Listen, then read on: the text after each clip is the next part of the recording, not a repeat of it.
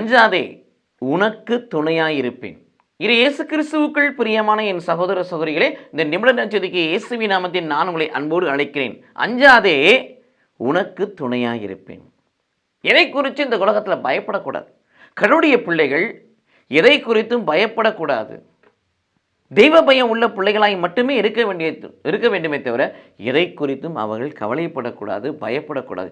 ஏனெனில் அஞ்சாதே, பயப்படாதே, கலங்காதே, திகையாதே, நான் உனக்கு துணையாயிருப்பேன் என்று கடவுள் வாக்குத்தத்தம் கொடுத்திருக்கிறார். எரேமியா 1:8 வாசிக்கிறோம், உன்னை தப்பிவிக்கவே நான் உன்னோடு இருக்கிறேன். ஏசாயா 41:10 வாசிக்கிறோம், பயப்படாதே, நான் உன்னோடு இருக்கிறேன், நம்பிக்கையில் தளராதே, நான் உன் கடவுள் என்று சொல்லுகிறார்.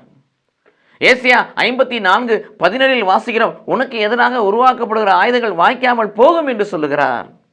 திருப்பாடல் 121:7-8 வாசிக்கிறோம், ஆண்டவர் உன்னை எல்லா தீங்கிற்கும் விலக்கி காப்பார், போகும்போது காப்பார், வரும்போது காப்பார், இப்போதும் காப்பார், எப்போதும் காப்பார், ஆனால் அவை காப்பார், ஏனெனில் கடவுள் நமக்கு துணையாக இருக்கிறார்.